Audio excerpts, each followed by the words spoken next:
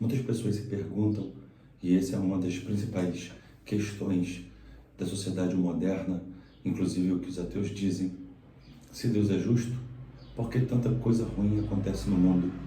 A vida realmente nessa terra é justa? Eu sou o pastor Leandro e carinhosamente chamado pelos meus irmãos há mais de 10 anos de mestre, então acabei adotando esse apelido pela forma carinhosa que as pessoas me chamam há mais de 10 anos. E aqui nesse vídeo nós vamos falar um pouco sobre a opinião de alguns sábios sobre o motivo pelo qual Deus criou o mundo. Nós vamos fazer esse estudo baseado na Torá e baseado também nos ensinos do Rabino Yehuda Ibn Lowy, mais conhecido como o Maharal de Praga. Então, ele começa trazendo a questão que está em Gênesis capítulo 1, e como nós vamos estudar o livro de Gênesis obedecendo o ciclo judaico de Parashá, que são as porções, esse vídeo nós vamos falar sobre a Parashá Bereshit, o livro de Gênesis, que começa do capítulo 1, verso 1, até o capítulo 6. E o primeiro versículo diz o seguinte: Bereshit bara Elohim et hashamayim ve'et haaretz. No princípio criou Deus os céus e a terra. Então, o Maharal de Praga já inicia trazendo uma questão dizendo que o Rabino Rashi, que é o maior exegeta do judaísmo, um rabino do século XII, Rabino Shlomo Tzak, ele diz que não está escrito, dizendo que a intenção, quando o texto foi escrito, não era simplesmente dizer que no princípio Deus criou os céus e a terra, mas que antes de Deus criar os céus e a terra, primeiro ele levou o seu pensamento e disse: eu irei criar os céus e a terra. E a primeira coisa que a gente aprende aí é que antes de fazer qualquer coisa, primeiro nós devemos planejar.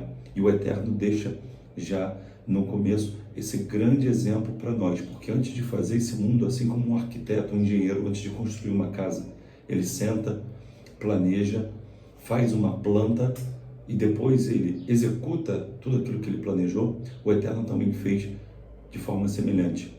E aí, o Maharal de Praga traz uma opinião interessante. Ele diz que quando Deus pensou criar o mundo, ele disse que é criar o mundo sob o atributo da justiça.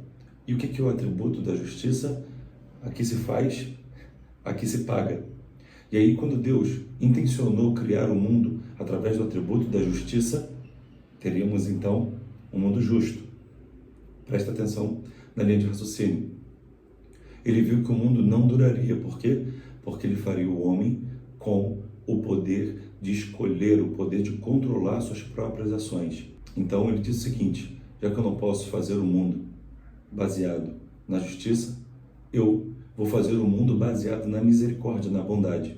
E aí ele viu que se ele fizesse o mundo, criasse o mundo baseado no atributo da misericórdia, o mundo teria pecados demais. E por causa disso, o mundo seria destruído. Então, ele disse, assim também o mundo não pode permanecer. Então Deus juntou e fez o mundo baseado no atributo da justiça e também da misericórdia, sendo que a misericórdia sobreporia, ou seja, estaria acima do atributo da justiça, de tal forma que o homem, quando pecasse, receberia compensação sobre as suas atitudes, porém, ele teria ainda uma oportunidade de se arrepender, que é o atributo da misericórdia, o atributo da bondade. Bom, você deve estar se fazendo a seguinte pergunta: mas para que eu preciso saber disso?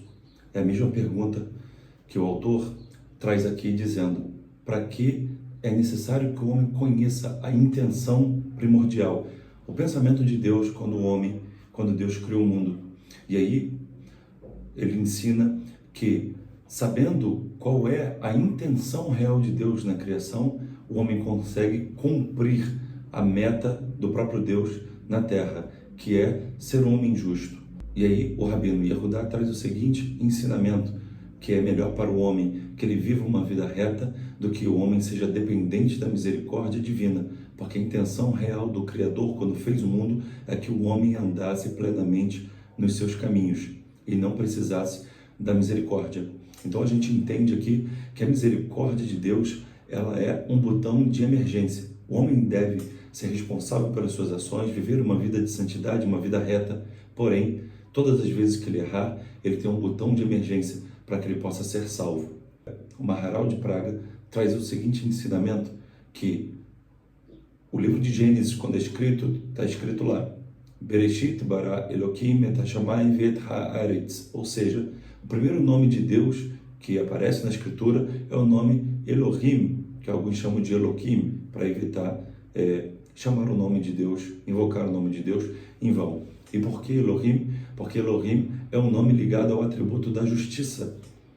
E Hashem é o nome de Deus ligado ao atributo da misericórdia.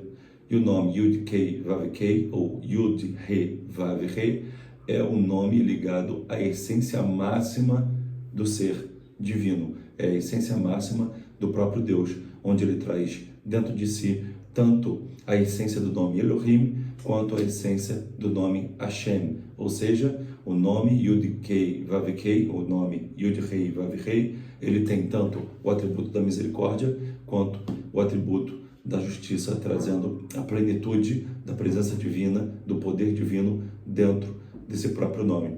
Aí nós conseguimos entender o sistema que Deus criou. Então, como essa paraxá é estudada em Rosh Hashanah, no começo do ano, eu quero desejar a você que está seguindo, que está assistindo esse vídeo, um ano bom, um ano doce, um ano de muita justiça, que você consiga se manter dentro da criação, dentro do plano principal do Criador, que é se manter reto.